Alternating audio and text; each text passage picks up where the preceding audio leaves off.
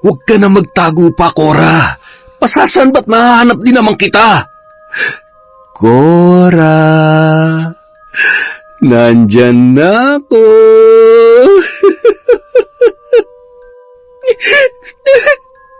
Diyos ko po, tulungan niyo po ako.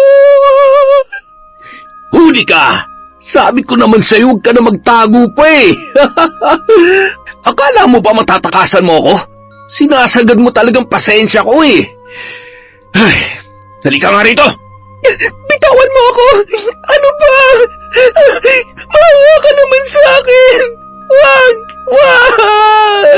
Pagod na ako sa pagpapahirap mo sa akin at pagadlang mo sa lahat ng plano ko.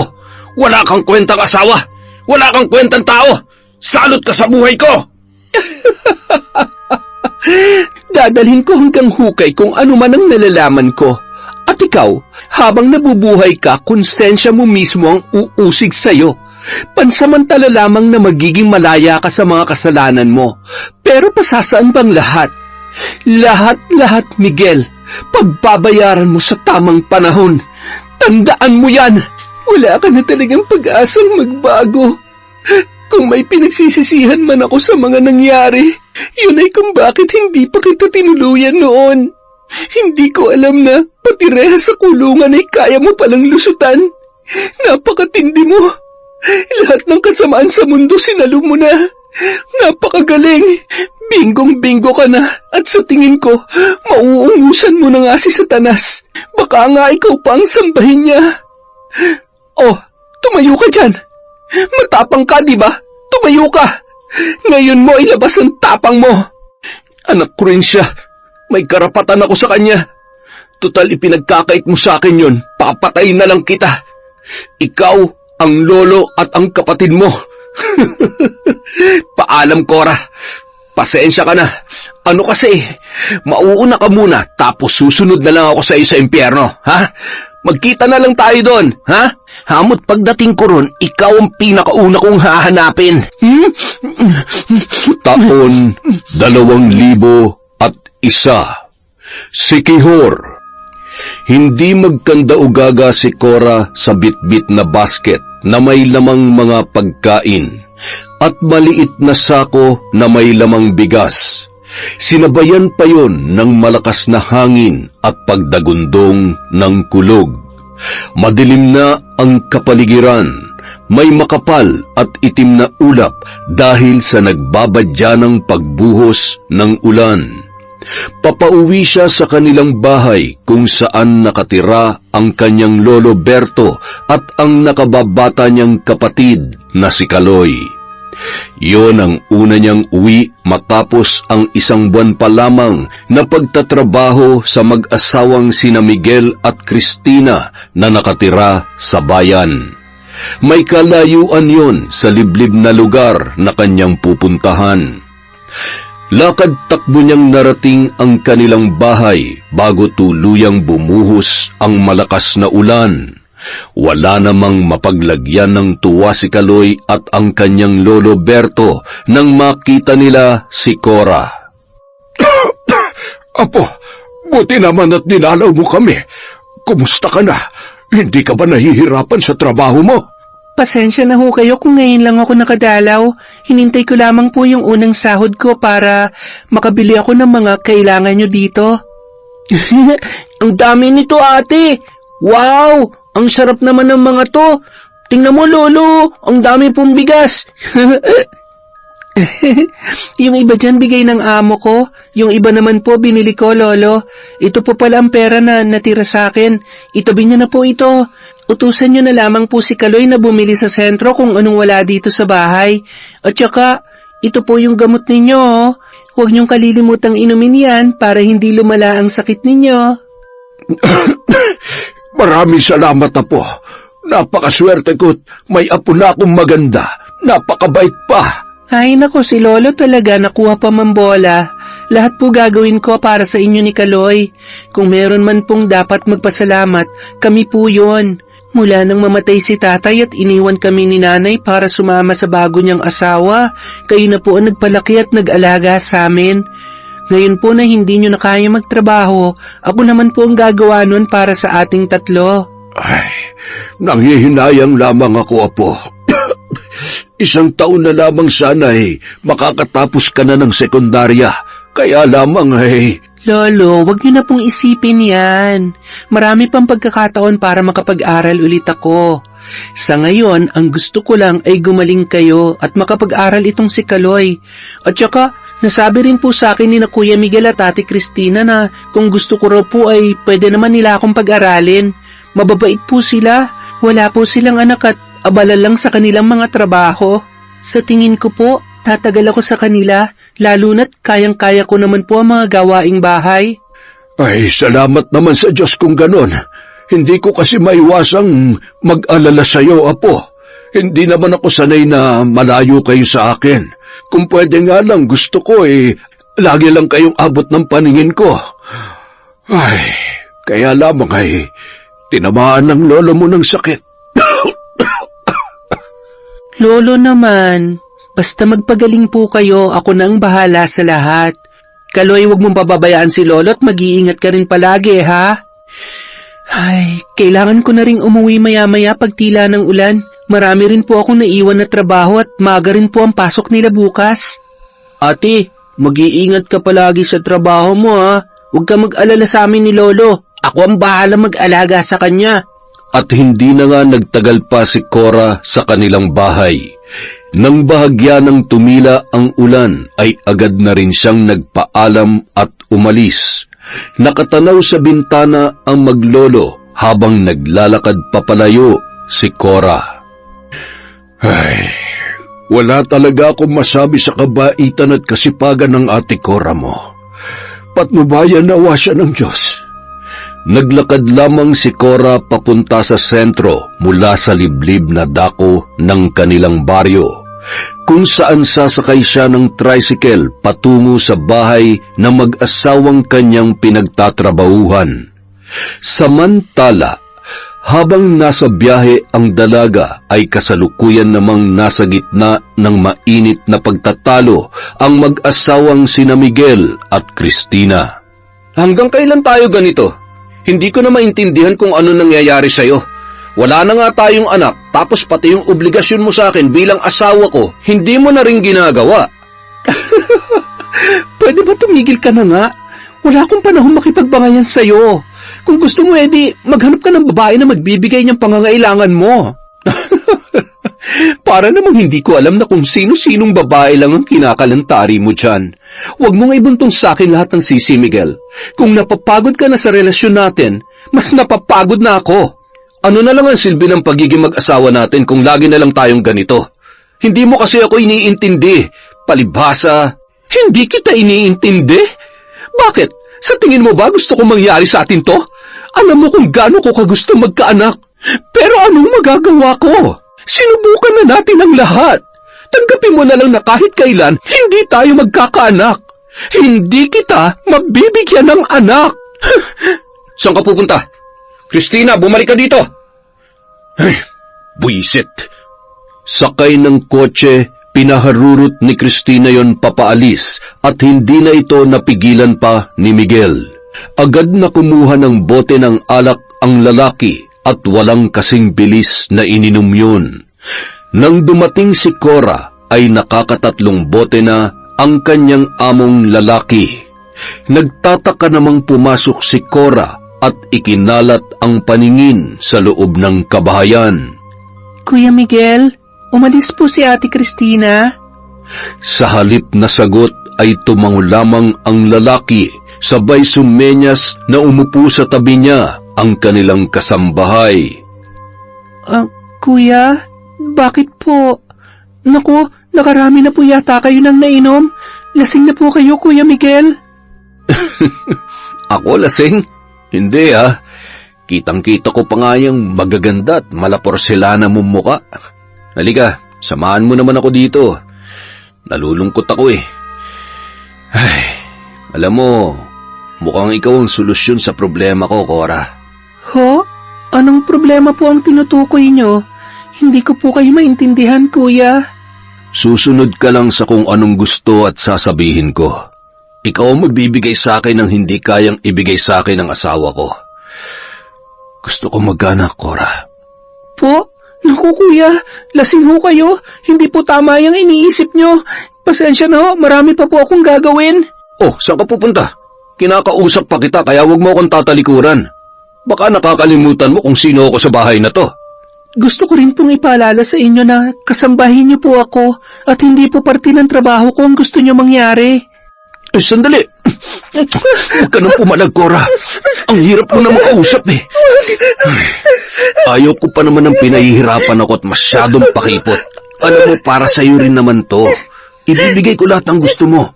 Doble o triple pa sa pangangailangan ng lolo't kapatid mo. Basta, huwag ka na magsusumbong kahit kanino. Lalong-lalo na sa ate mo. Naintindihan mo? Kuya! Kuya, maawa kayo sa akin! Huwag niyo naman pong gawin sa akin to! Huwag! Tulong! Tulungan niyo po ako! Lolo! Ito dapat sa'yo! Manyak ka! Hindi mo magagawa sa akin ang gusto mo! Kailangan ko magtago! Tinungo ni Cora ang isang lumang bodega at doon sumuot siya sa mga lumang sofa at malalaking kahon. Nagpalinga-linga naman si Miguel at nagngingit-ngit sa galit na iniisip kung saan nagtago ang dalaga. Huwag ka na magtago pa, Cora. Pasasaan ba't mahanap din naman kita? Cora, nandyan na ako. Diyos ko, tulungan niyo po ako. Huli ka! Sabi ko naman sa'yo, huwag ka na magtago eh. Akala mo ba matatakasan mo ko? Sinasagad mo talagang pasensya ko. Halika dito! Bitiwan mo ako! Ano ba? Maawa ka naman sa akin! Wag! Wag! Peste! Napakaingay mo naman eh! Binuhat ni Miguel ang walang malay na dalaga at dinala sa kanyang kwarto. Doon ay malaya niyang nakuha ang pagkababae ni Cora. Nang magkamalay si Cora ay nakahiga sa tabi niya ang kanyang among lalaki na si Miguel. Nanginginig ang kanyang buong katawan habang tumutulo ang butil-butil niyang luha at pinagmamasdan ang kanyang sarili na wala ng saplot sa katawan. Patuloy sa paghikbi ang dalaga nang magising si Miguel na tila ba wala man lamang konting pagsisisi sa kanyang ginawa. Magbihis ka na't ayusin mo yung sarili mo. Huwag ka magkakamali magsumbong sa ate mo, ha? Huwag mo akong susubukang suwain kung ayaw mo masaktan.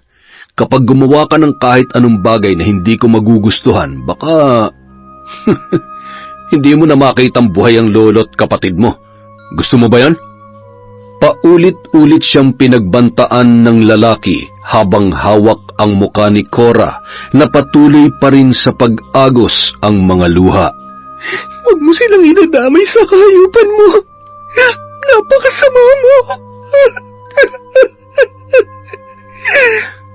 Masama? Hindi mo alam kung paano ako magalit. Kung anong naranasan mo ngayon, wala pa sa katiting ng kaya kong gawin, Cora. Ang mahalaga, mangyari ang gusto ko. Huwag ka magkakamali magsumbong. O, ayan ang pera. Kala mo naman, di ka nasarapan. Tsaka malaki, mapapala mo rito. Padabog niyang isinara ang pinto, dahilan para lalong manginig ang buong katawan ng dalaga dahil sa takot. Hindi niya malaman kung ano ang gagawin nung mga oras na yun. Nanliliit, diring-diri sa sarili habang patuloy sa paghagulgol at ipinagbababato ang pera na nakapatong sa ibabaw ng higaan. Hayop! Hayop ka!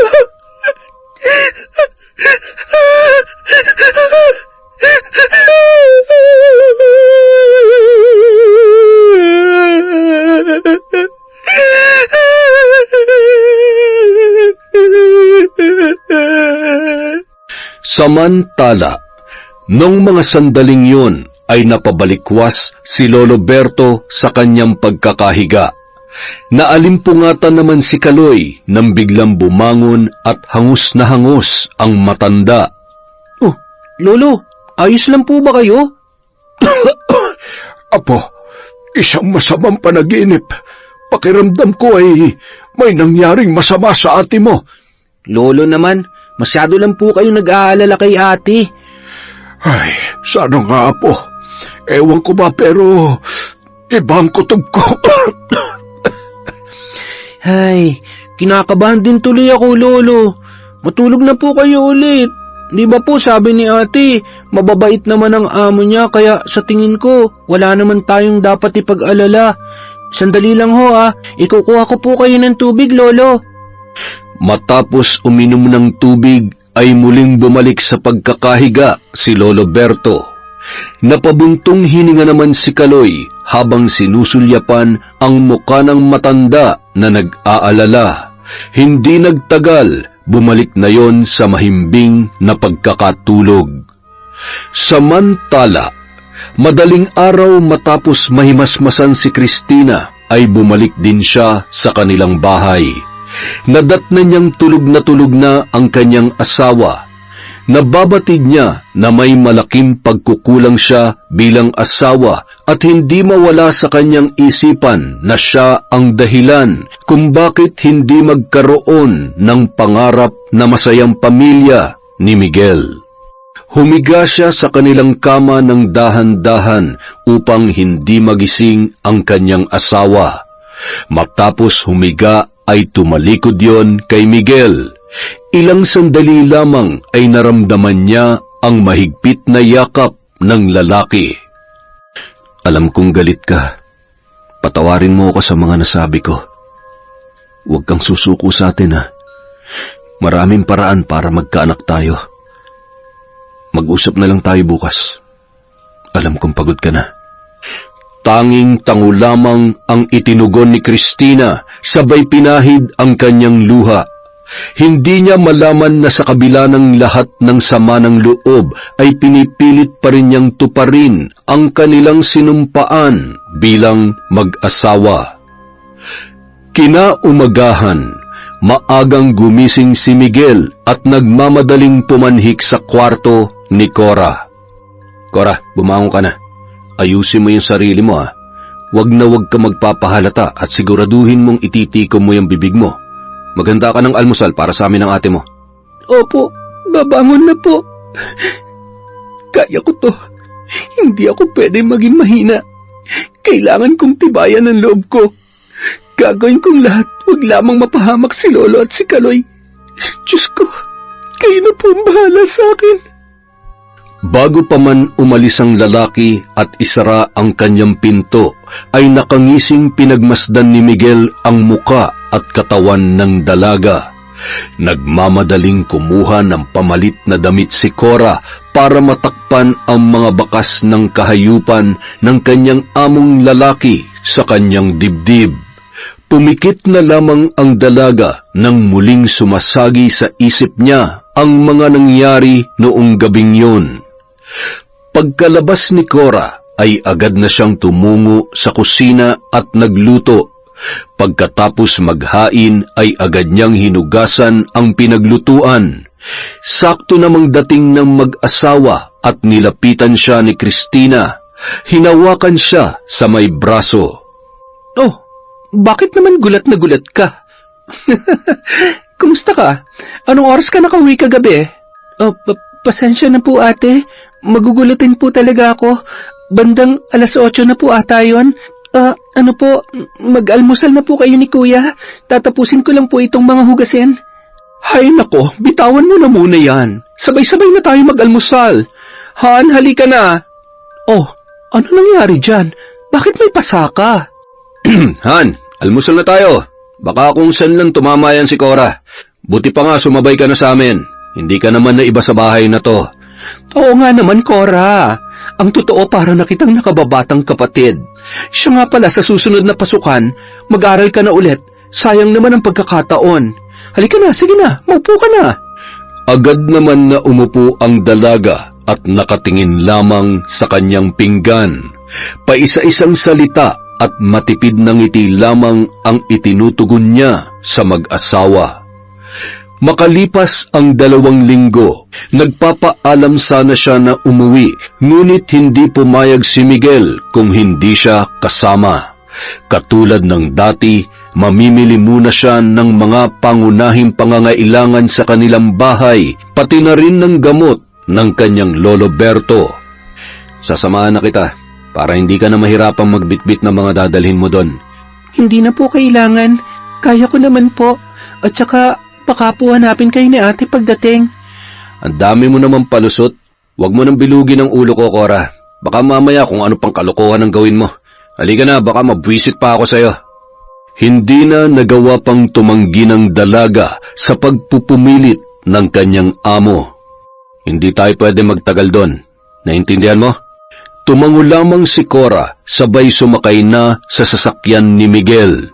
Dumaan sila sa palengke para mamili at pagkatapos ay tumungo na sila papunta sa bahay ng dalaga.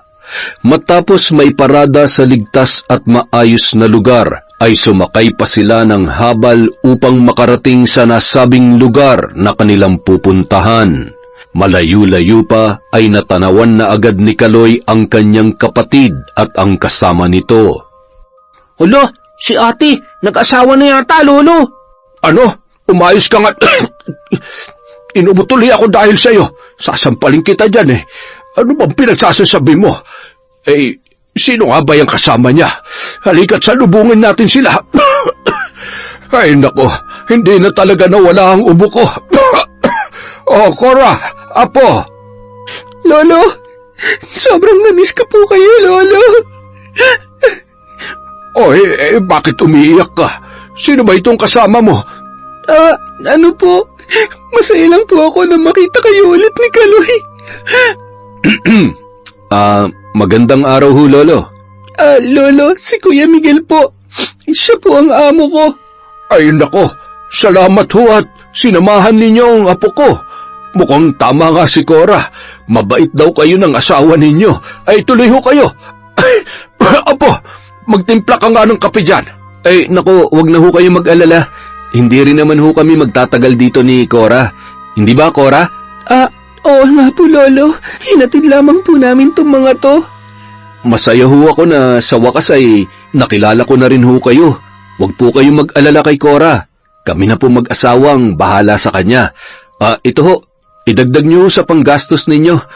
Oh, ano Cora, may gusto ka pa bang sabihin sa lolo mo at sa bunso mong kapatid?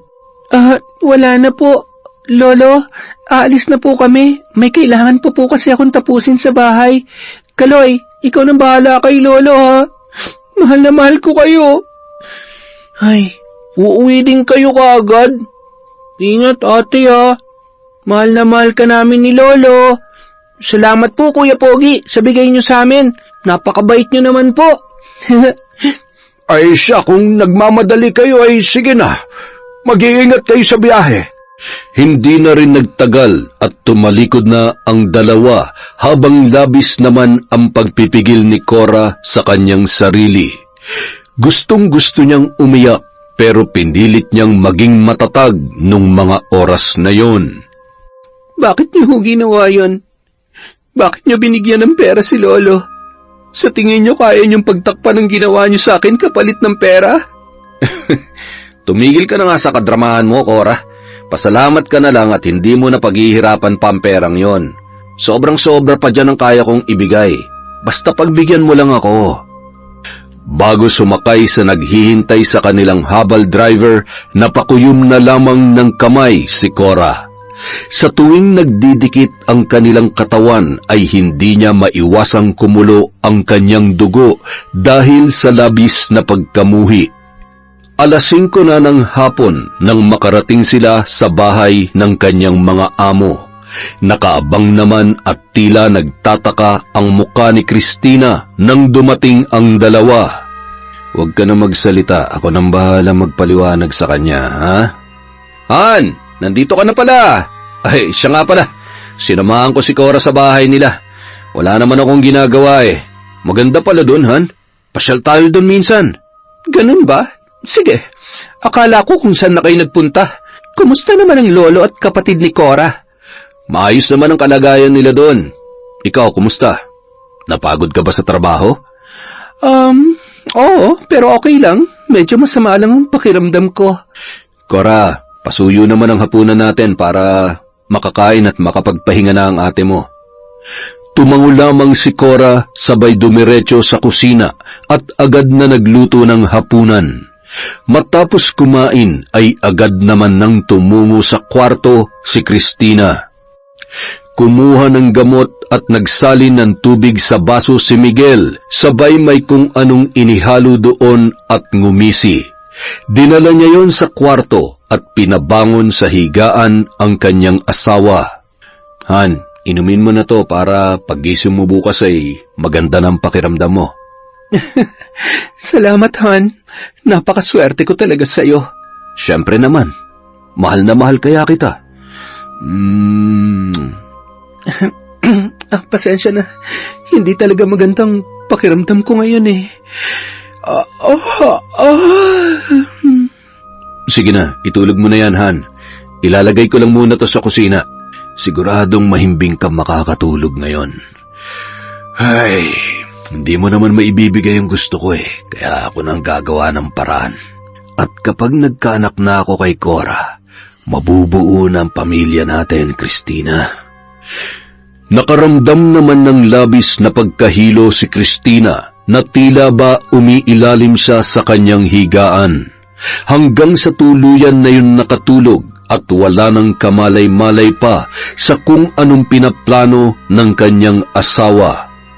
Nagmamadaling inilapag ni Miguel sa lababo ang baso at mabilis na sinundan ang papasok na sa kwarto na si Cora.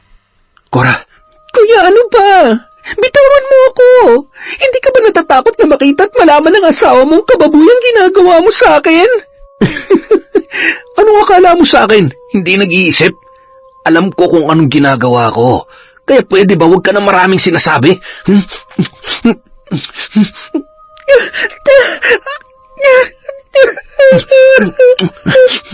Pwede ba tumigil ka nga sa kakaiyak mo? Nakakawala ka naman ng gana eh. Ay, makisama ka naman. Isipin mo na lang, nakabayaran lang to sa bawat tulong namin mag-asawa sa pamilya mo. Tandaan mo, wala nang libre ngayon. Huh? Wala na. Naging madalas ang pangyayaring yun at tuluyan nang naging normal kay Cora ang pangahalay ng kanyang amo. Tanging pagtulo ng luha at paghikbi na lamang ang kanyang nagagawa. Wala siyang laban sa lakas at kung minsan ay may dala pang baril o kutsilyo si Miguel bilang panakot sa dalaga. Hanggang isang araw.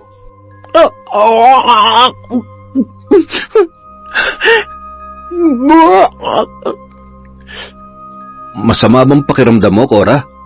Baka gusto mo munang magpahinga. Wala namang kaming trabaho ngayon kaya kami na munang bahala.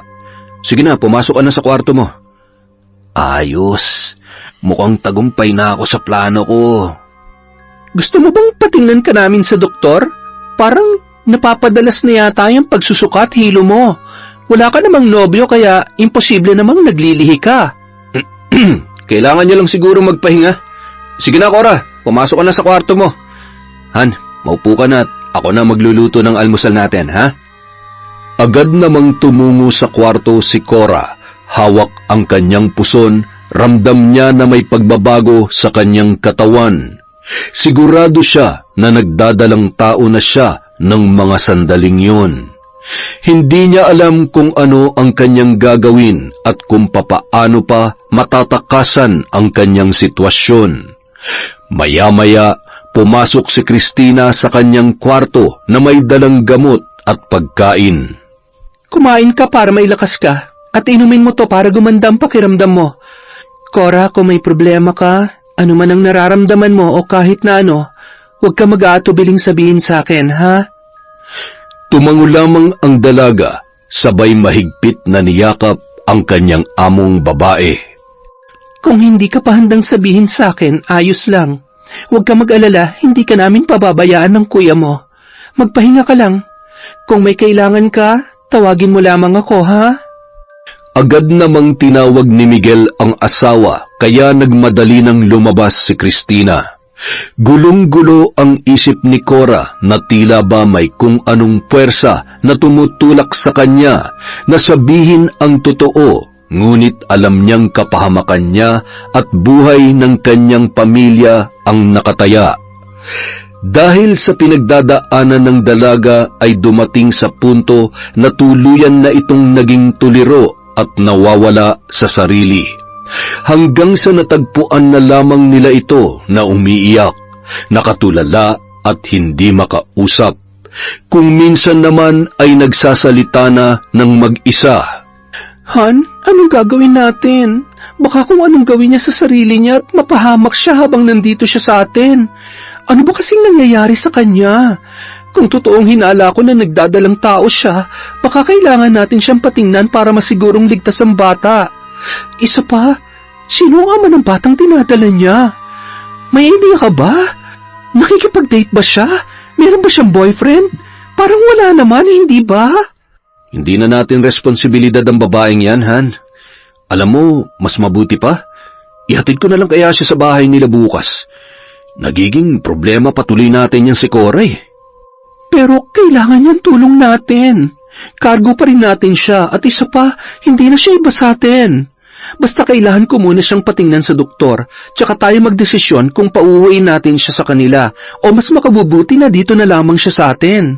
Ano ba, sinabi ko na nga hayaan na lang natin siya. Bakit ba ang tigas ng ulo mo? Teka nga, sinisigawan mo ba ako, Miguel? At bakit parang kinakabahan ka? Teka, aminin mo nga sa akin. May alam ka ba sa nangyayari sa kanya? Ano bang pinagsasasabi mo? Napapraning ka na naman. Napapraning? Ako pa napapraning ngayon? Miguel, kilala kita. Alam ko kapag may ginagawa kang kalokohan at kapag nagsisinungaling ka sa akin. May ginawa ka ba kay Cora? Ano? Sumagot ka! Han, patawarin mo ko. Hindi ko sinasadya. Patawarin? Hindi sinasadya? Hayop ka? Wala kang awa? Pinagsamantalahan mo siya? Hindi. Inakit niya lang ako. Kaya... Sinungaling! Hayop ka! Hayop! Hindi ka na naawa sa kanya! Minor de edad pa siya! Pwede ka makulong sa ginawa mo! Cristina naman, ginawa ko to para sa atin. Sana maintindihan mo naman ako. Gustong-gusto ko lang talaga magkaanak. Alam mo namang, Ako na naman ang may kasalanan mula sa pambababae at ngayon sa ginawa mo kay Cora. Kakulangan ko na naman ang gagamitin mong dahilan. Naririnig mo bang sarili mo, ha? Ang sabihin mo sadyang makate, demonyo at wala kang konsensya. Sinira mo ang buhay niya. Wala akong pakialam kung asawa kita. Kahit mahal na mahal kita, hindi ko pwedeng palampasin ang ginawa mong ito. Matagal na akong napapagod at nagtitimpi sa'yo. Pinulot lang kita na walang-wala, Miguel. Ngayon ibabalik kita sa dati at dapat mong kalagyan. Kunin mo lahat ng gamit mo at makakaalis ka na. Umalis ka na at baka kung ano pa magawa ko sa'yo. Hindi mo ako pwedeng ipakulong. Kung kaya mo akong itapon na parang basura, pues ipaparamdam ko sa iyong pakiramdam ng isang basura na wala ng silbi. Papatayin na lang kita. Bitiwan mo ako. Agad na pumasok sa kwarto si Cristina at kinuha ang kanyang baril. Hayop ka! Sagad na ang kahayupan mo! Kung hindi ka magtitino, mas mabuti pang ako na mismo ang tumapos sa buhay mo! Pagod na ako sa iyo, Miguel! Pagod na ako! Bumalik ka dito! Papatayin kita! Huwag ka na magtago sa kwartong yan! Lumabas ka! Ha? Han? Huwag, maawa ka sa akin. Ibaba mo yung baril mo. Ayusin natin to. Alam ko nagalit at nabibigla ka lang. Nabibigla? Kung iniisip mo na kaya mong apakan at paglaruan ng mga babae, nagkakamali ka. Umalis ka na ngayon din. Umalis ka na at magtago ka na sa lungga mo na parang patay gutom na daga. Kung magkikita man tayong muli, gusto ko nakakulong ka na sa rehas kung saan ka nababagay. Isa, dalawa, oo na, ito na, alis na. Nagmamadaling tumakbo at kukunin pa sana ang susi ng sasakyan, ngunit biglang pinaputok ni Christina ang baril malapit sa kinalalagyan ng susing yon. Wala kang dadalhin na kahit na ano. Lahat ng meron kay natamu mo lamang dahil minahal kita at binihisan. Ngayon tumakbo ka na papalis dito. Nagngingit-ngit ang mga bagang at wala nang nagawa pa si Miguel kundi ang umalis. Alam niya ang kapasidad ng kanyang asawa sa paghawak ng baril, gayon din sa pisikal na pakikipaglaban. Hinding-hindi ka magtatagumpay sa plano mo, Christina. Babalik ako. Humanda ka. Hinding-hindi mo mababawi ang lahat ng meron ako at masisira ang mga plano ko. Hindi mo pwedeng ilayo sa akin si Cora. Wala ka naman na magagawa pa, lalo na ngayon na marami na akong koneksyon. Isang tawag ko lang sa mga kaibigan ko, tapos na ang problema ko sa'yo. Agad yung pumara ng tricycle at nakangising pinagmasdan ang kanilang bahay bago sumakay. Samantala, pumasok naman si Christina sa kwarto ni Cora.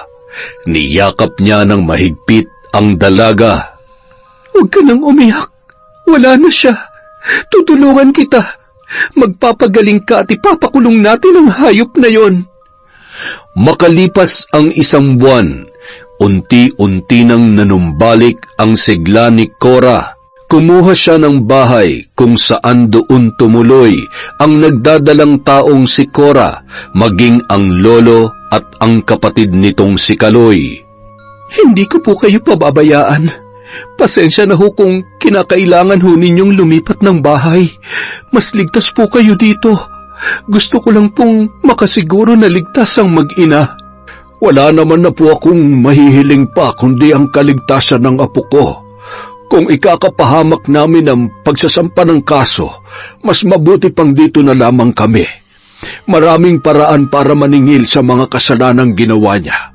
Mag-iingat din po kayo, lalo na't palagi na lamang kayo mag-isa sa bahay ngayon.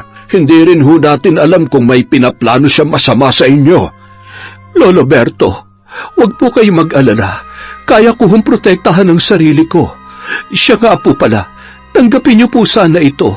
Kakailanganin niyo po ito para makapagsimulang muli. Pwede ho kayo magtayo ng negosyo kung gusto ninyo. Kayo na lamang po ang bahala. Ay naku po, Diyos ko. Napakalaking pera ho naman nito. Sobra-sobra ho ito. Huwag niyo na ho sanang tanggihan pa ang tulong ko. Kahit na anong gawin ko ay walang katumbas na salapi ang ginawang kahayupan ng asawa ko. Ito lamang po ang tanging paraan para ako'y makabawi.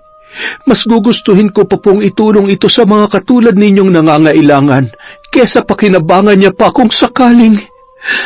Ay, wag naman po sana.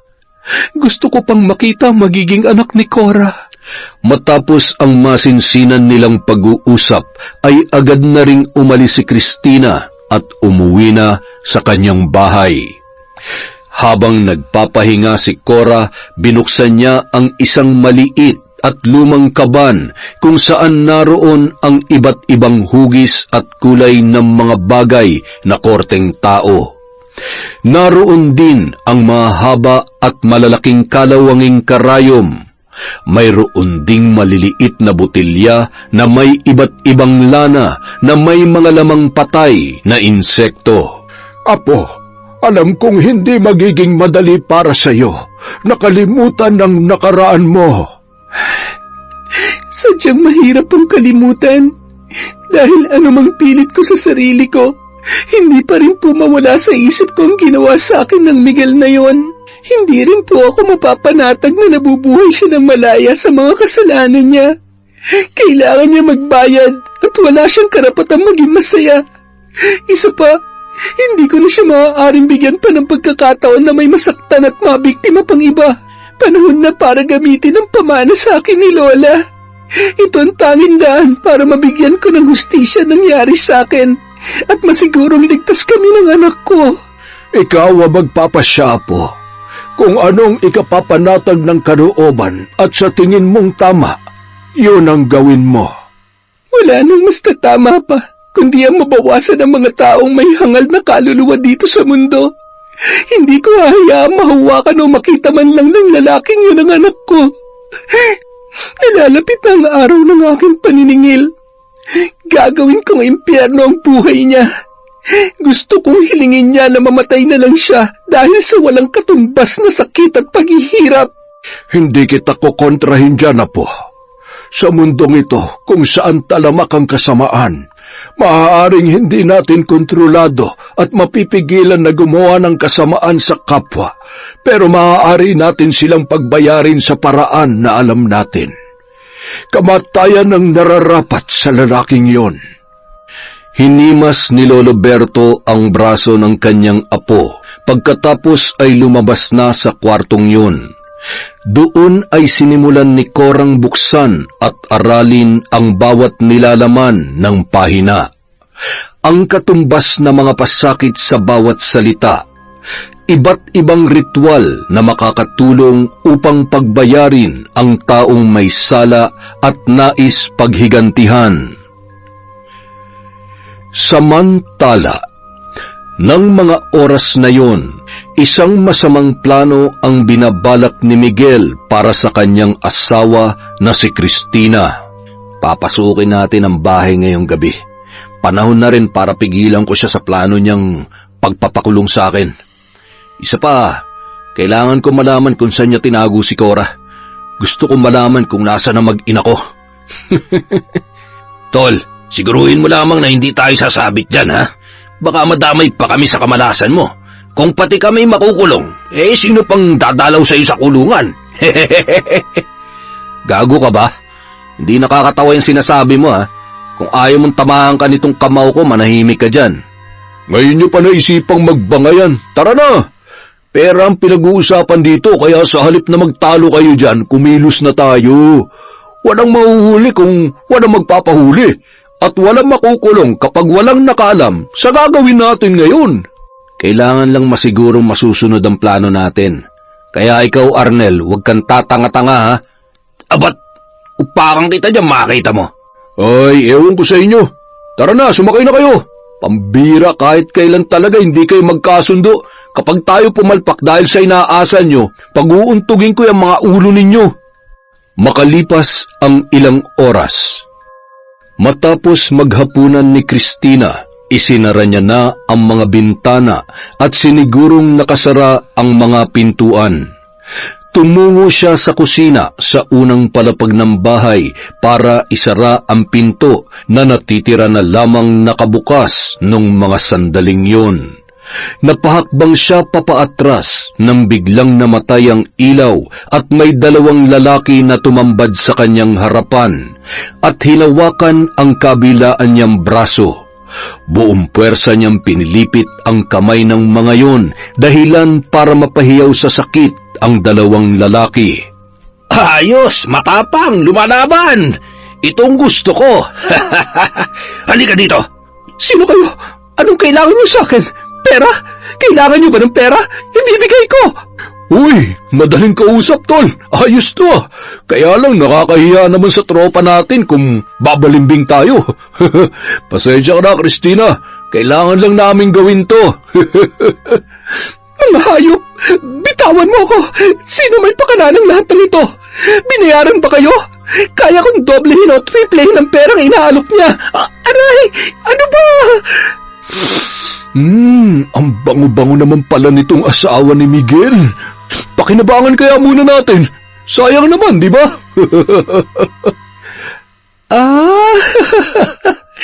Mga alagad pala kayo ng demonyo kong asawa. Ano naman ay pinanghako niyang pambayad sa inyo? Pera? Pera at kayamanan ko? Wala na kayong mahihita sa akin. Kilala kong asawa ko kaya mula nang pinalayas ko siya, alam ko na mangyayari ito. Gusto ko lang malaman nyo dahil ang totoo, maging ang mga sasakyan ko ay naibenta ko na. Wala kayong makukuhang pera kahit halugugin nyo ang bahay na ito. Mga tanga, uto-uto. Hindi nyo ako kaya, mga hangal. Matapos sabihin yon, ay isang malakas na putok ng baril ang umalingaw-ngaw sa loob ng bahay, kasabay ng pagkatumba ni Cristina sa sahig. Pagod na ako sa pagpapahirap mo sa akin at paghadlang sa plano ko. Wala kang kwentang asawa. Wala kang kwentang tao. Salot ka sa buhay ko. Ikaw ang unang kwenta at salot, Miguel. Demonyo ka talaga. Hayop, pagbabayaran mong lahat ng ito. Darating ang araw at magbabayad ka. Hindi mo na ako masisindak pa, Christina. Tingnan mo nga yung sarili mo ngayon. Hindi mo na kayang ipagtanggol ang sarili at manlaban pa, kaya huwag ka na magtapang-tapangan. Eh, siya nga pala, bago kita tuluyan, sabihin mo na sa akin kung nasan si Cora. Saan mo itinago ang mag-ina ko, ha? Nasan sila? Patayin mo na ako. Wala kang makukuhang kahit na anong impormasyon tungkol sa kanila. Hindi mo sila makikita at hindi ko hayaan mapahamak sila ng dahil sa'yo. Tigilan mo na siya. Ano pang hinihintay mo? Patayin mo na ako.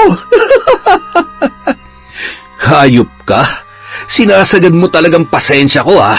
Sabihin mo sa akin kung nasan si Cora. Sabihin mo na! Dadalhin ko hanggang hukay kung anong nalalaman ko. At ikaw, habang nabubuhay ka, konsensya mo mismong uusig sa'yo.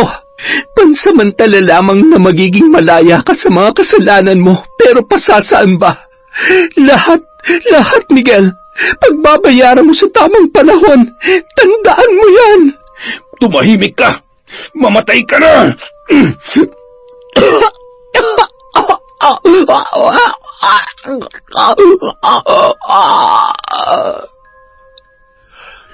Matapos mawalan ng malay si Christina, agad nila yung dinala sa bodega kung saan doon nakahanda na ang lubid na mahigpit na nakatali.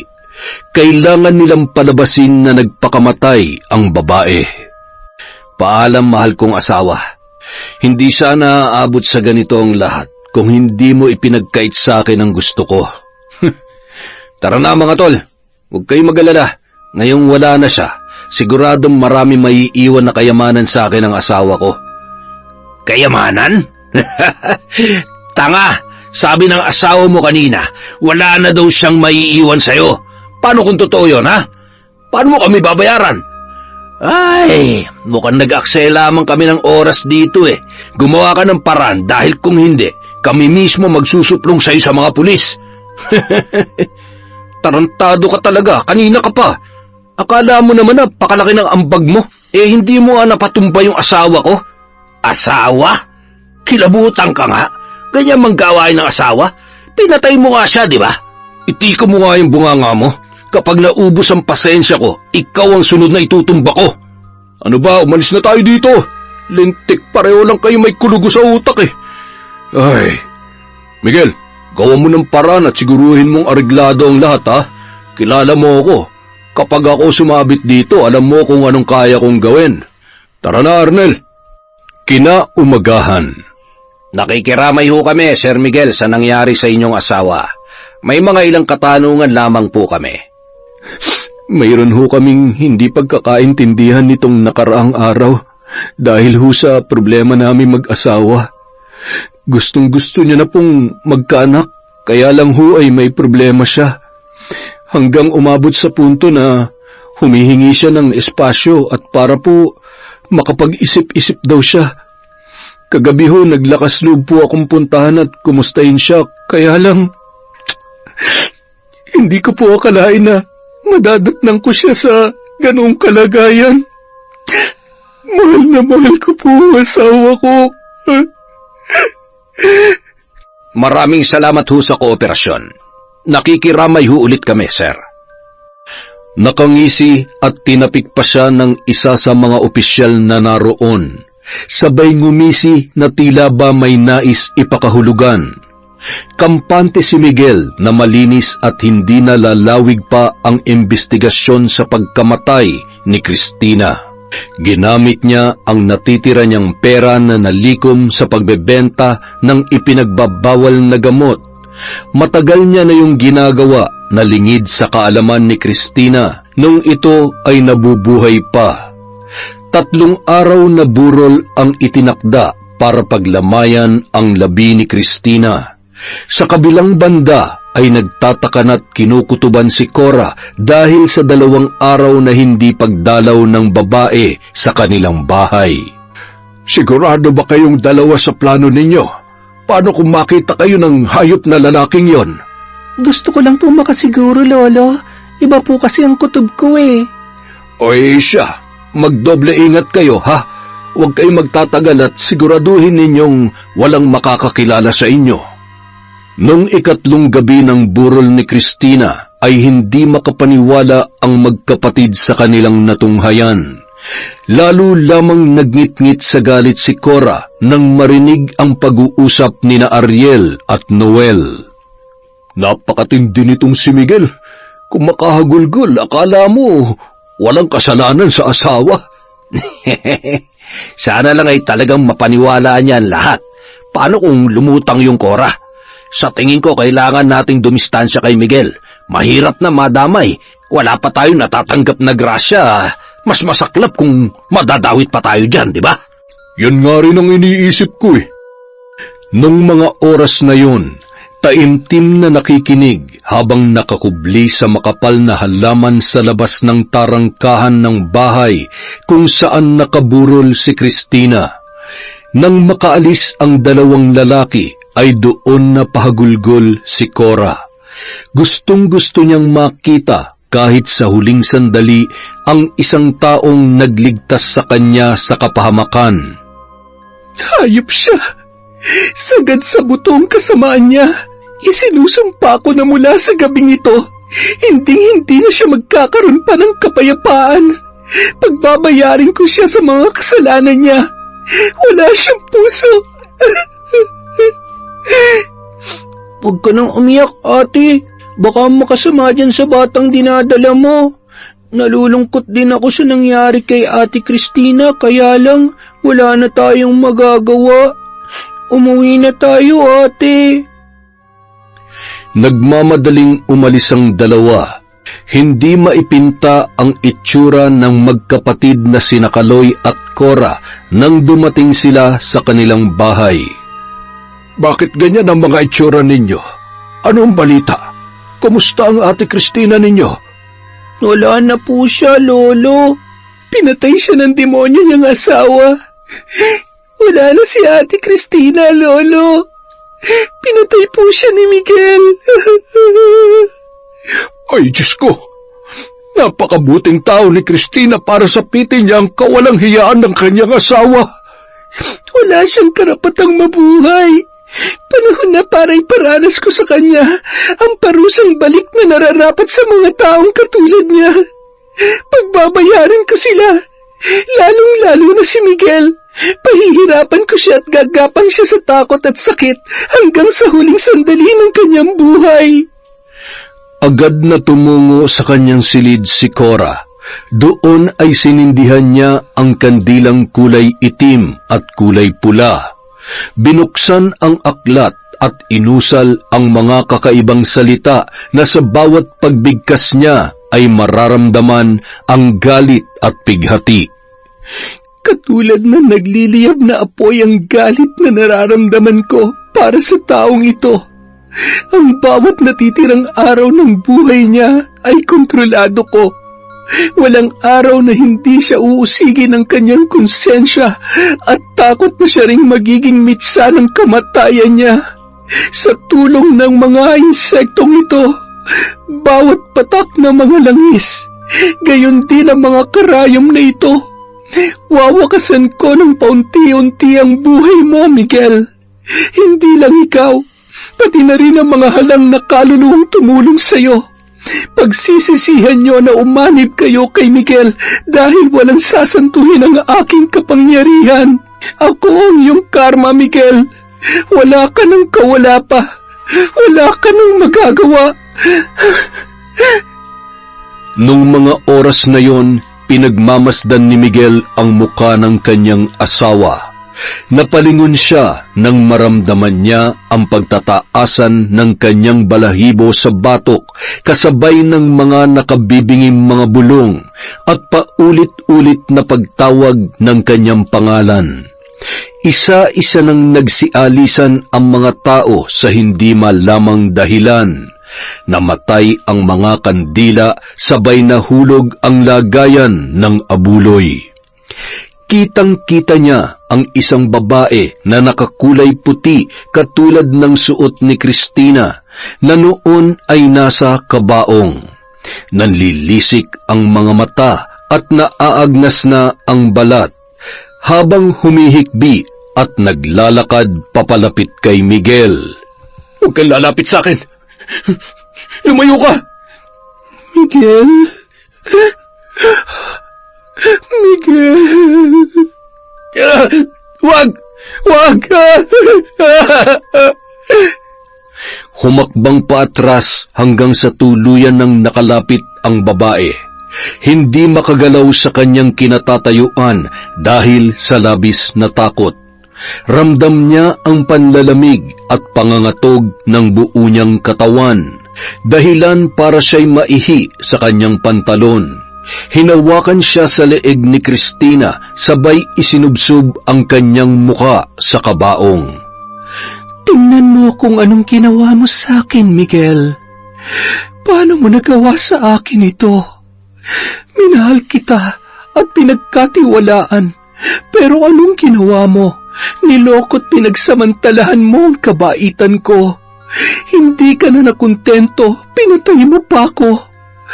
Napakasama mo. Magbabayad ka at mamamatay ka rin, Miguel. Isasama kita sa hukay. Habang isinusubsob ang mukha ni Miguel sa kabaong, ay kitang-kita niya kung paano biglang iminulat ni Cristina ang kanyang mga mata, sabay sumigaw ng malakas habang tinatawag ang kanyang pangalan. Panaginip lang ba yun? Tama, panaginip lang yun. Pero bakit basagang... Mayroon siyang pinulot, sabay na tauhan nang makita ang dugo sa kanyang kamay. Ayos ka lang ba, iho? Masamang pangitain. Mag-iingat ka. Hindi mo matatakasan ang nakaraan. Anong ibig niyong sabihin? Maniningil na siya. Maniningil na. Kaya mag-iingat ka. Pwede ba? Kung wala kang magandang sasabihin, umalis ka na. Puisit. Aray ko. Nasaan na ba kasi si Noel at Arnel? Ay, ano ba nangyayari sa akin? Bakit parang totoong laman ng mga panaginip ko? Di maaari magkaganito ako. Di mo ako matatakot, Cristina. Patay ka na, kaya wala ka na magagawa sa akin. Kinaumagahan, matapos mailibing ang bangkay ni Cristina, ay malungkot at patuloy sa paghikbi habang nagpapaalam ang mga malalapit niyang kaibigan. Wala naman ng kamag-anak na naiwan si Cristina dahil pareho silang ulilang lubos at piniling manirahan sa malayo sa kanilang kamag-anak mula nang sila ay maikasal. Masaya namang umupo sa sofa at humahalakhak si Miguel habang pinagmamasdan ng bahay at mga gamit na naiwan sa kanya. Ibebenta kong bahay na to para magkapera ako. Pati na rin ang mga mamahaling gamit na nandito. Makalipas ang isang linggo, nagulat na lamang si Miguel nang dumating ang bagong may-ari ng bahay kasama ang abogado ni Cristina. Nang araw din yun ay nalaman niya na ni walang iniwang ari-arian o pera ang kanyang mayamang asawa para sa kanya. Galit na galit at nagwawala kaya ipinakaladkad na lamang siya papalabas. Teka muna, hindi niyo pwedeng gawin sa akin to. Akong asawa, ako may karapatan sa bahay na yan. Wala na ring nagawa pa si Miguel kundi ang umalis na lamang nung mga oras na yun. Natagpuan niya na lamang ang sarili niyang naglalakad papunta sa bahay kung saan nanunuluyan sina Arnel at Noel na noon ay hindi rin malaman ang dahilan kung bakit biglaang sumama ang kanilang pakiramdam. Manuel, anong ginagawa mo rito, ha? Huwag mong sabihin na kailangan mo na naman ng tulong namin. Pwede bang bago ka dumakdak ng kung ano-ano, patuluyin mo muna ako? Oh, mukhang masyado ka yatang mabait ngayon. Tumuli ka. Ano, nababahag na ba ang buntot mo o hindi na kayang dalhin ng konsensya mo ang ginawa mo sa asawa mo? Teka, mukhang nagkakalimutan tayo dito ah. Nasaan na yung pera ha? Wala pa rin ba? Pasensya na, wala na akong pera. Lintik kasi talaga yung si Christine eh. Akalain mong hanggang kamatayan, pinangatawanan yung pagiging salot at hadlang sa buhay ko? Mukhang kinakarma ka na, tol. Aray ko, lintik ang sama ng pakiramdam ko ah. Arnel, ang sakit ng tiyan at naninikip ang dibdib ko. Aray, hindi normal ang nararamdaman nating to. Ngayon lamang ako tinablan ng ganitong uri ng sakit at panghihina. Pakiramdam ko ay kinukulam tayo. Ganito yung nangyari sa kapatid ko noon eh. Kulam? Sino naman ang gagawa sa inyo niyan? Alam mo, kasalanan mo to, Miguel eh. Malamang sa malamang, ikaw ang dahilan kung bakit kami nagkakaganito. Ay, lintik. Hindi maaari to. Bakit may mga pantal na rin ako sa katawan? At ano naman ang kinalaman ko dyan? Alam mo, sumusobra ka na eh. Kanina pa ako nagtitimpi sa mga sinasabi mo ha. Alam mo, Miguel, may punto naman si Arnel eh. Masyado ka rin kasing bilib sa sarili mo. Wala ka ng pera at malamang sa malamang. Totoo nga ang binitawang salita ng asawa mo. Wala siyang iiwan sa'yo. Hindi rin imposible na ipinakukulam ka ni Cora sa laki ng atraso mo sa babaeng yun. Lalo na kung nalaman niya at malamang sa malamang may kutob siya na imposible magpakamatay si Christina. Kaya ngayon eto, iniisa-isa na tayo. Hindi ko ayaang madamay sa kamalasan mo. Kaya buti pa umalis ka na. Yung utang mo sa amin siguro, abuloy na lang namin sa'yo. Huwag ka nang babalik dito. O ano pang tinutunga-tunga mo dyan? Narinig mo naman ang sinabi ni Noel. Miguel, maboy, makakaalis ka na. Alis na, dali. Isama mo na yung kamalasan mo. May araw din kayo sa akin. Matuluyan na sana kayo dyan sa sakit nyo. Abay, tarantado talaga to ah. Kalma, huwag mo nang patulan. Mabuti pa magpatingin na tayo sa albularyo kung gusto pa natin mabuhay. Ay, grabe, hindi na biro to nangyayari sa atin. Hindi na nga tayo nagkapera. Nadamay pa tayo sa malas na yun. Nanggigigil talaga ako eh. Ang sarap upakan eh. Nung mga sandaling yun, mababakas sa muka ang pagkabalisa ni Miguel na naguguluhan at hindi alam kung saan pupunta nung mga oras na yun. Samantala, Anong pakiramdam ng walang kakampi? Walang mahihingan ng tulong, Miguel. Tingnan lang natin kung saan ka pupulutin. Malapit ka nang gumapang sa lupa katulad ng isang ahas. O kung sa bagay, isa ka nga naman talagang ahas dahil traidor ka. Mapanira ng buhay na may buhay. Pati sarili mong asawa na gawa mong patayin dahil sa kasakiman mo. Ngayon uubusin kong tapang na natitira dyan sa katawan mo. Wala nang mas masaya pa kapag nakita kitang nahihirapan at nagmamakaawa na kunin na lamang ni kamatayan. nakasakay na noon ng tricycle si Miguel papunta sa Karatig Baryo. Nadatnan niya ang lumang bahay kung saan nakatira noon ang yumao niyang ama. Pwede na to kaysa wala. Ay, paubos na ang pera ko at wala na rin natitira pa sa akin kundi itong relo na to. Kailangan ko makahanap ng trabaho, kung hindi, siguradong mamamatay ako nito sa gutom. Ay, paano ko naman kaya lilinisin ang bulok na bahay na to? Ay, naku, bahala na nga. Matapos bahagyang linisin ang isang maliit na kwarto, ay agad na siyang humiga at nagpahinga. Pilit niyang ipinipikit ang mga mata, ngunit hindi man lamang siya dalawin ng antok hanggang sa maramdaman niya ang pagkirot ng kanyang ulo. May kung anong nakabara sa daluyan ng hangin, kaya naman pinili niya na lamang na bumangon. Ay, ano ba nangyayari sa akin? Posible nga kayang pinapakulam ako. Kailangan ko mahanap si Cora. Kailangan ko malaman kung siyang may pakana ng lahat ng ito. Aray ko, tama naman na. Hindi na namalayan pa ni Miguel ang sarili niya na nakatulog ng nakaupo. Kinaumagahan, paggising niya ay ramdam niya pa rin ang kirot ng kanyang ulo, ngunit kahit papaano ay lumuwag na ang kanyang paghinga. Gayunpaman, ramdam niya ang pananakit ng kanyang katawan, lalo na sa may parting balikat na animoy may kung anong mabigat na bagay na nakapatong. Pinilit niya ang kanyang sarili na pumunta sa bayan. Ibinenta niya sa halagang 6,000 ang kanyang relo, pagkatapos ay agad na siyang namili. Habang namimili ng isda si Miguel, ay napaatras, sabay nagtago si Kaloy nung mamukaan niya ang lalaki. Hindi ako maaari magkamali. Si Miguel nga yun.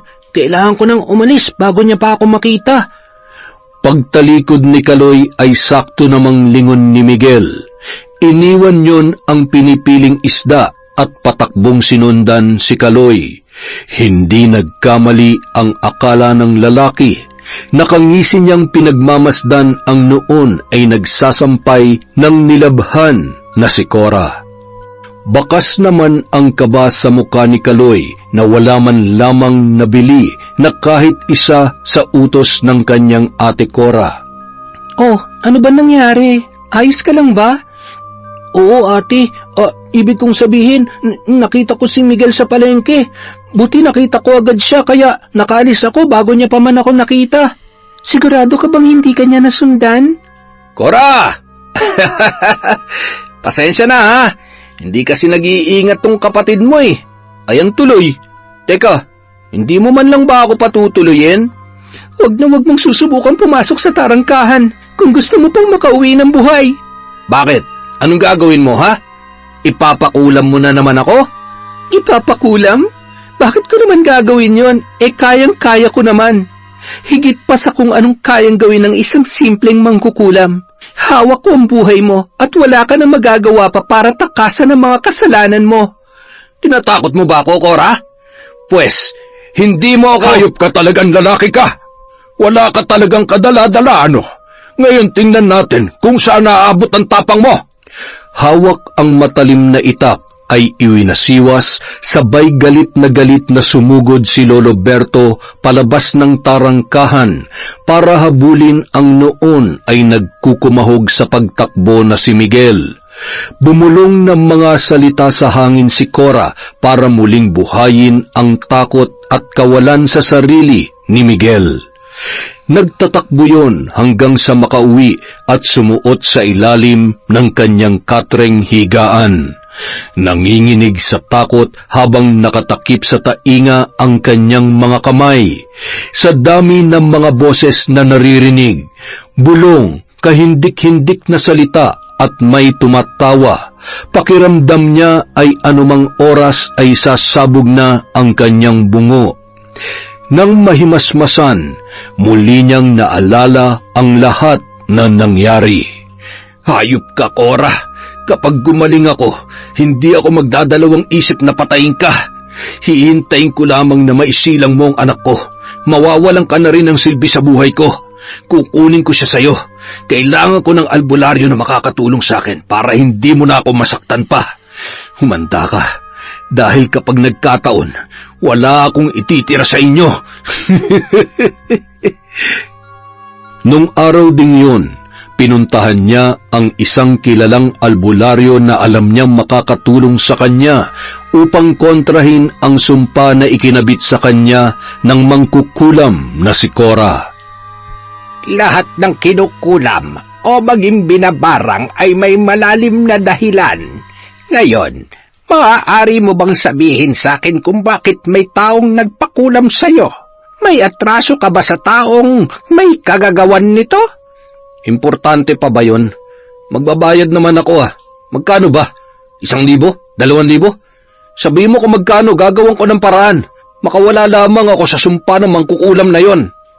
Hindi mo man sabihin, nababatid ko kung gaano kaitim ang budhi mo para gawin niya yan sa'yo. Gamit ang aking anting-anting, babasahin ko ang iyong nakaraan para maging mas malinaw para sa akin kung nararapat ka bang tulungan o makipag-ugnayan ako sa taong may gawa niyan sa'yo para ikay maparusahan. Masyado kang mayabang. Tingnan lamang natin. Hinawakan ng albularyo ang palad ni Miguel habang nakaipit ang isang lapis na kulay itim sa pagitan ng kanyang daliri. Nakapikit ang mata at kitang-kita ng matandang albularyo ang mga krimen na ginawa ng lalaking nasa kanyang harapan. Ngumisi yun, sabay binitiwan ang kamay ni Miguel. Ano? Kaya mo ba? Hindi ba't magaling ka?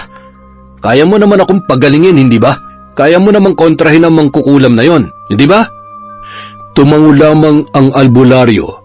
Binigyan siya ng pansamantalang lunas. Pinainom yon sa kanya upang pansamantalang makaramdam ng sigla at lakas. Aba, ang galing nun ah. Ayos. Maaasahan naman pala talaga kayo eh. O, itong bayad. Pwede na ba yan? Hindi ko kailangan yan. Masaya na akong makatulong sa mga taong dapat tulungan. Ako nang bahala na makipag-ugnayan at pahirapan na may gawa sa iyo nito. Makakauwi ka na. Kailanman ay hindi ako pumalig sa mga katulad mo na sagad ang kasamaan. Kailangan mong pagbayaran ang lahat ng mga kasalanan mo sa kahit na anong paraan. Kailangan mong matutunan ang iyong mga pagkakamali. Isa pa, hindi dapat kawaan ng mga salot at demonyong katulad mo. Nararapat lamang sa iyo ang ginawa ng mangkukulam na yon. Kinagabihan, matapos linisin ni Miguel ang buong kabahayan, bagamat luma na ay naging maayos na yun sa kanyang paningin. Pagkatapos maglinis at nagluto ng hapunan niya, ay masaya niyang iniisip ang mga susunod niyang hakbang upang balikan si Cora at makaganti sa pagpapahirap noon sa kanya. Lintik lang ang walang ganti, Cora. Gagawin kong miserable ang natitirang araw mo dito sa lupa. Akala mo kaya mo ako pues nagkakamali ka. Sa unang subo pa lamang ng pagkain ay nabulunan na yon. Ramdam niya ang mga nakatusok na bagay sa kanyang lalamunan, na tila ba umiilalim at napapahiyaw na lamang si Miguel sa matinding sakit na kanyang nararamdaman. Tinabig niya ang pinggan nang biglang nakita niya ang paggalaw ng iba't ibang kulay at iba't ibang laki ng uod. Anong ibig sabihin nito? Hindi maaari. Magaling na ako. Magaling na ako. Hindi mo na ako masasaktan, Cora. Hinding-hindi na. Kasabay ng kanyang sigaw at pamimilipit ay ang paglitaw sa harapan niya ng patay niyang asawa na si Cristina. Ginamit yun ni Cora upang takutin ang noon ay walang kalaban-laban na si Miguel. Maaring hindi si Cora, pero ako, kayang-kaya kitang patayin katulad ng ginawa mo sa'kin. Hindi ba't nangako tayo sa isa't isa na habang buhay tayong magsasama? Panahon na para tuparin natin yon. Dahil isasama na kita sa hukay, Miguel. Mamamatay ka rin katulad ko. Huli ka na, Miguel. Huli ka na. Sumama ka na sa'kin. Tama na! Lumayo ka sa akin! Lumayo ka! Huwag mo ako hawakan! Cristina, patawarin mo na ako! Ayaw ko na! Pagod na ako! Aamin na ako at susuko na ako sa mga pulis! Huwag mo lamang akong papatayin! Gusto ko pa makita at makasama ang anak ko! Parang awa mo na! Samantala, Duwag ka naman pa ng hayop ka. Sige, sumuko ka na lang sa pulis para maranasan mo humawak ng rehas at pagbayaran ng mga kasalanan mo. Kaya lang, wala akong awa para sa'yo, kaya pahihirapan kita hanggang kailan ko gusto. Tatapusin kita kapag tapos na ako magiganti sa'yo. Hindi pa ako tapos na paglaruan ka, Miguel. Masyado pang maaga para ibaon kita sa lupa. Hawak ang karayom, ipinagpatuloy ang pag-usal ng mga kahindik-hindik na salita habang gigil na gigil at nagtatangis ang mga bagang na tinutusok ng karayom ang bawat parte ng katawan ng manika na kanyang hawak-hawak. Nakarinig ng malalakas na katok si Miguel at boses na nagmumula sa labas, isang malakas na sipa at tumambad sa kanya ang 2 pulis. Inaaresto ka namin sa kasong parricide. May karapatan kang manahimik at kumuha ng abogado. Ano man ang iyong sabihin, maaaring gamitin laban sa iyo sa korte. Hindi man lamang pumalag si Miguel at kusang loob na sumama sa mga yon. Lingid sa kanyang kaalaman na una nang sumuko at isinuplong siya ni na Arnel at Noel dahil sa takot nilang madamay at mamatay dahil sa galit ng mangkukulam na nagpapahirap sa kanila. Buong puso na inamin ni Miguel ang kanyang mga kasalanan, dahilan para mahatulan siya ng habang buhay na pagkakakulong. Samantala, naging panatag na ang kalooban ni Cora na ligtas na siya at ang kanyang pamilya laban kay Miguel. Minabuti niya ng tigilan ang pangkukulam sa lalaki at ipinaubaya na sa batas ang kasalanan nito. Naging abala siya sa kanilang nasimulang negosyo at sa kanyang pagbubuntis hanggang siya ay makapanganak. Makalipas ang mahigit 1 taon, nagkagulo sa kulungan at nagkaroon ng pagkakataon na makatakas si Miguel. Lingid yon sa kaalaman ni Cora, kaya wala silang kaalam-alam sa nakaambang panganib na muli nilang pagdaraanan. Isang gabi, habang mahimbing silang natutulog dahil sa matinding pagod at puyat, hindi na namalayan pa ni Cora na may pumasok sa kanilang bahay at kinuha ang kanyang anak. Naalimpungatan siya nang makitang wala na ang sanggol sa kanyang tabi. Lolo, Kaloy, nasaan ang anak ko? Nawawala ang anak ko. Ha? Paanong ang pinto bukas? Naku po, Diyos ko! Sino ang kumuha sa kanya? Huli na nang malaman nilang nakatakas pala si Miguel at natitiyak din ni Cora na siya ang kumuha sa kanyang anak. Siguradong hindi niya sasaktan ang anak ko. Hindi na natin kailangan pantulong ng mga pulis. Ako nang sisintensya sa hayop na yon. Hindi niya makukuha ang anak ko. Wala siyang karapatang maging ama. Humanda siya sa akin. Maghihilahan kami sa impyerno, ngunit sisiguruhin ko na siya ang unang matutupok doon. Samantala, napakagwapo mo naman, anak. Walang duda na mag-ama nga tayo. Yang mata mo, ilong, lahat minana mo sa akin. Mula ngayon, ako na mag-aalaga sa iyo, ha? Walang makapaghihiwalay sa ating dalawa. Walang magagawa nanay mo mangkukulam para maagaw ka niya sa akin. Oy, teka, shh, tahan na. Si tatay to, tahan na. Ano ba? Sabi kong tumahang ka na eh. Inilapag niya yon sa higaan. Magulo ang isip at hindi niya alam kung paano patatahanin ang bata. Maya-maya, nakita niya ang tumutulong dugo mula sa kanyang noo. Hinimas niya yon at napabalikwas. Ano ito? Bakit? Aray!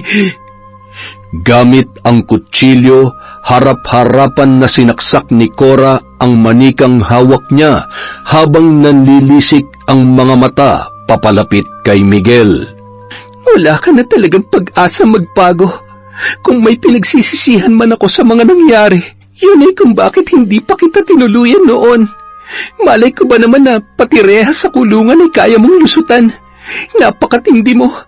Lahat ng kasamaan sa mundo sinalo mo na. Napakagaling.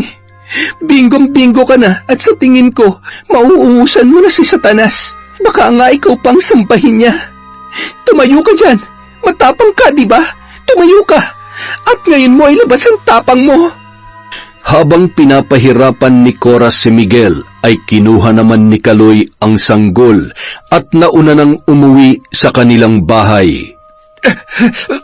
Ibalik mo sa akin yung anak ko! Ibalik mo siya!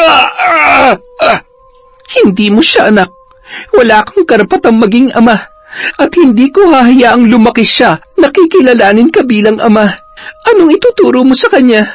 Maging manyakis, rapist, at mamamatay tao? Yun ba?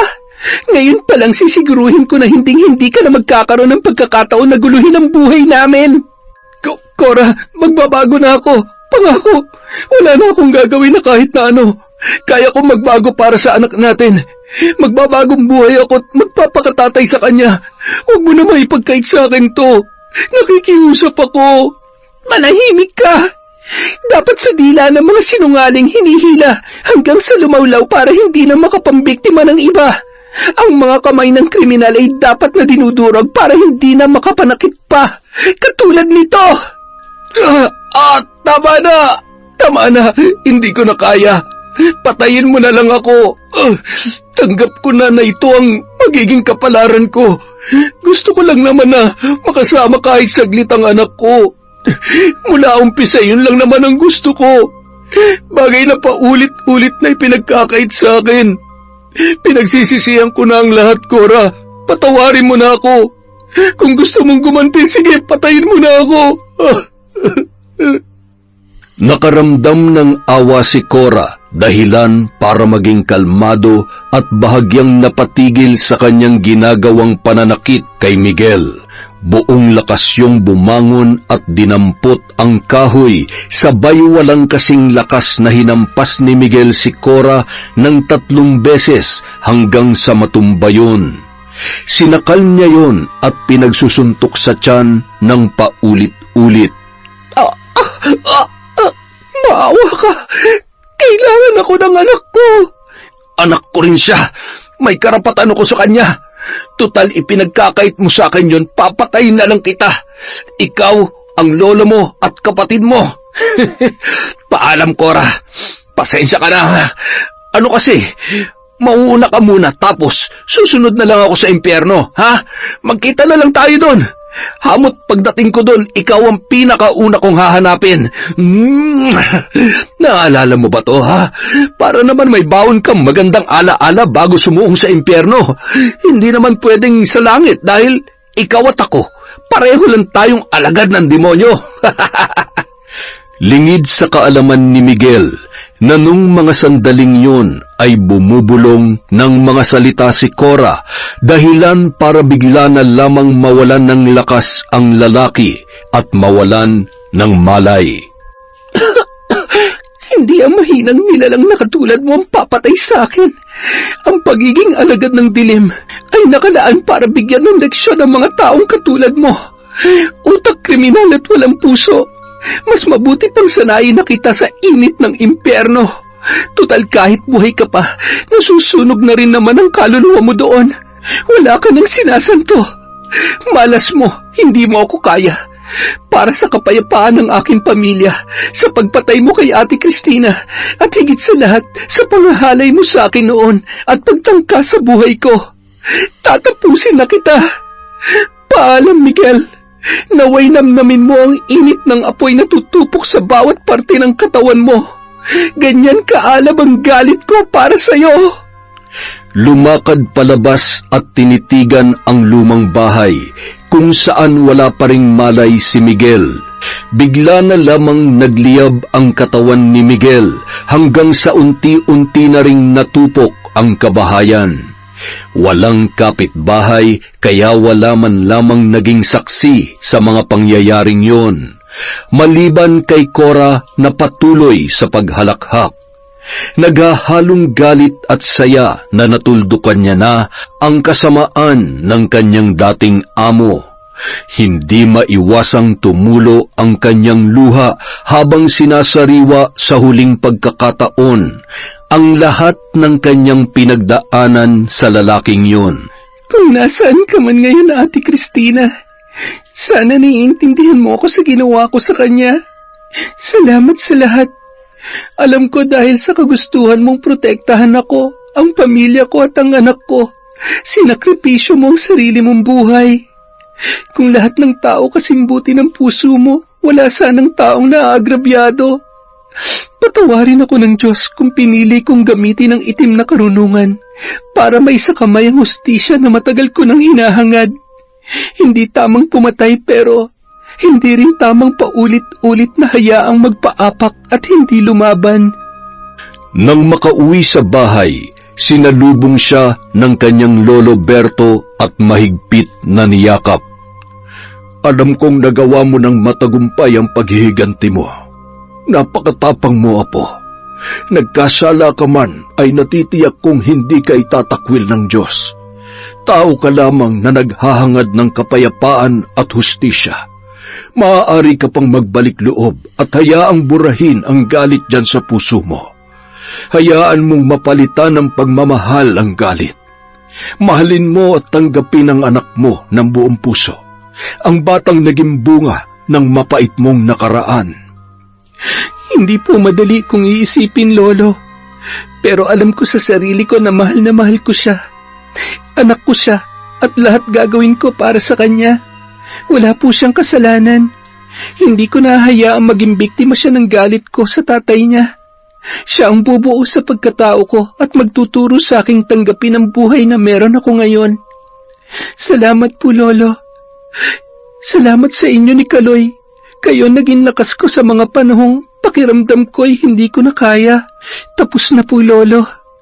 Magiging payapa, malaya, at gusto ko na rin magpatuloy sa buhay. Sa pagpupursige ni Cora para sa kanyang anak ay ipinagpatuloy niya ang buhay. Nagtulungan sila ni Kaloy, lalo na nang namayapa ang kanilang lolo dahil na rin sa sakit na matagal na nitong nilalabanan. Alam mo, Kaloy, ang tibay ni Lolo, no? Kahit alam nating matagal na siyang nahihirapan sa sakit niya, lumalaban pa rin siya. At siniguro niya muna na maayos na talaga ang kalagayan natin bago niya tayo iniwan. Oo, ate. Lahat ng pinagdaanan natin mula nung maliit pa tayo ay nalampasan natin dahil ni minsan hindi niya tayo pinabayaan. Mahal na mahal ka namin ni Lolo, ate. Huwag ka mag-alala, Lolo. Ako naman ang magbabantay at mag-aalaga kay ate. At syempre, sa pamangkin ko. Namuhay ng payapa at pinalaya ni Cora ang kanyang sarili sa kanyang madilim na nakaraan. Pinili niyang mamuhay na nangingibabaw ang takot sa Diyos at araw-araw ay hinihiling niya ang kapatawaran nang minsang yakapin niya ang itim na karunungan para parusahan at kitilin ang buhay ng taong sagad ang kasamaan. Wow! Napakaganda na naman ang kwento natin. At dahil dyan, Happy New Year! Shout out kay Glenda Gilyado from Malaysia. Hi kay Bugas Cathy from Jeddah. Yam Duka kay Arlene Libre from Oman. Hi kay Omar Palatao. Kay Rose Ann Rama from UAE na taga Iloilo. Hi po kay Najma Usman from Riyadh. Hi kay Rosana Mabingnay. Hello kay Rogelio Cantilang from New Zealand. Kay Evelyn Baula. Kay Belen Malbas. Hello kay Leonito Kalungo.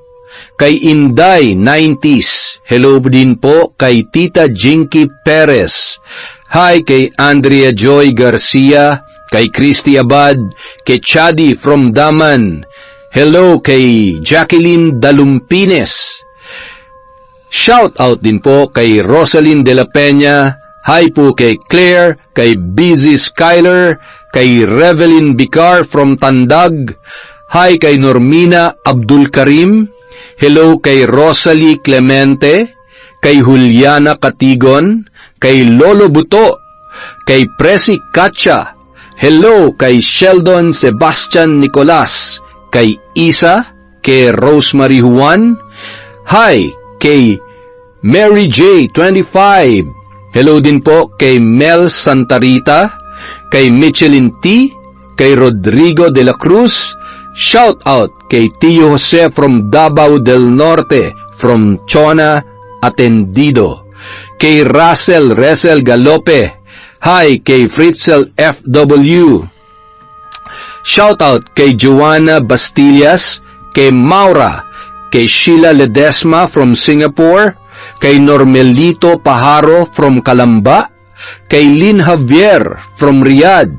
Hello din po kay Nelly Lucero, kay Catherine Fantinalgo, kay Roda Garbiga, kay Alicia Cortel, kay Corazon Nepe, at kay Hana Maylin Sesgundo. Maraming salamat po sa suporta mula sa Kwentong Enteng.